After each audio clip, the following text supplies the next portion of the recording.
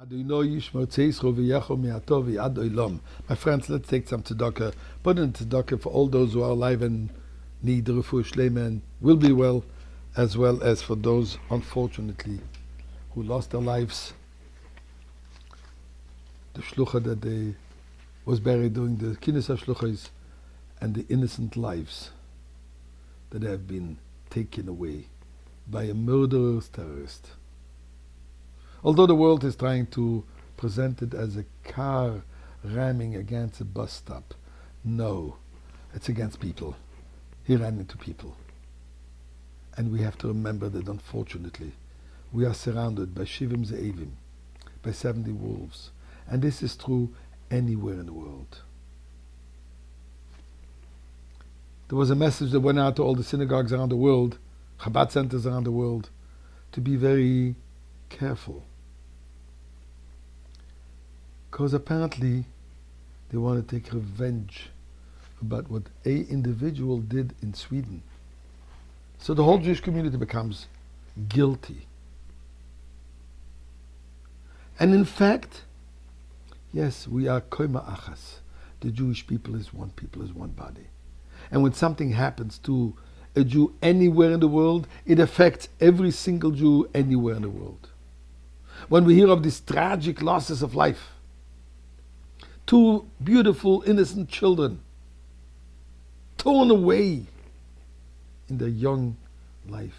A young man of the age of 20 that I think was supposed to get married soon, torn away from his family. Father of these two children who is battling for his life in the hospital. We cannot ignore this. We cannot just go on with our lives as if nothing happened. It is my brother, it's my sister. It's a part of me, of every single me, which is suffering, which is hurting. And there's something that we must do. So first of all, I'd like to read for you a letter of condolences that the Rebbe wrote to an individual, but I think it's very, very pertinent.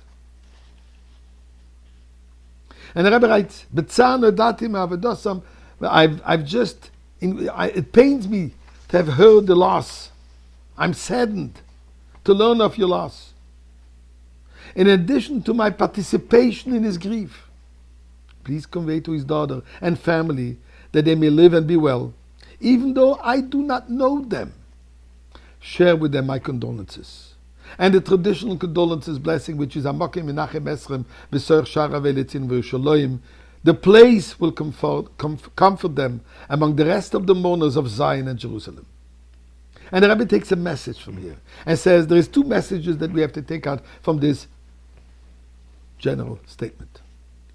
Typical is the aforementioned conventional and traditional wording in which 2 points must be specified. A.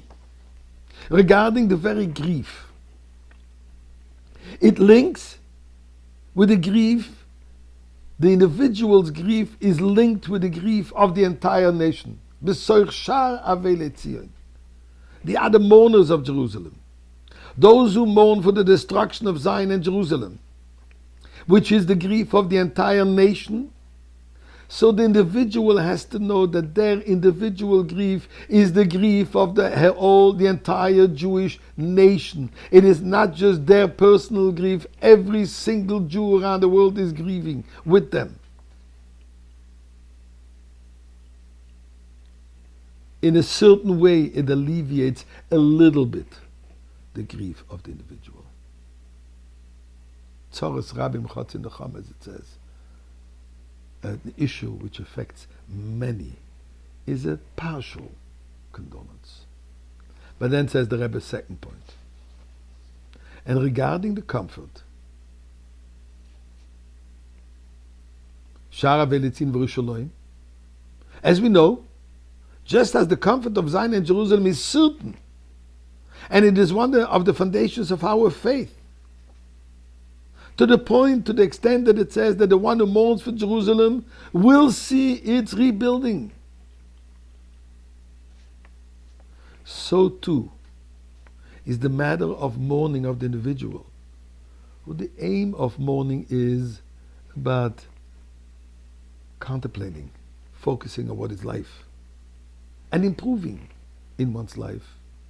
And this is true for each and every one of us. We all must improve somewhere.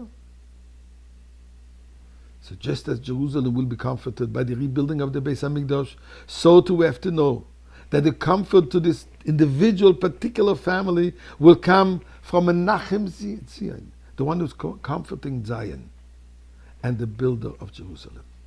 Friends, let's all do something. And there's nothing more powerful than doing an additional mitzvah, and specifically the mitzvah of Avas Yisrael.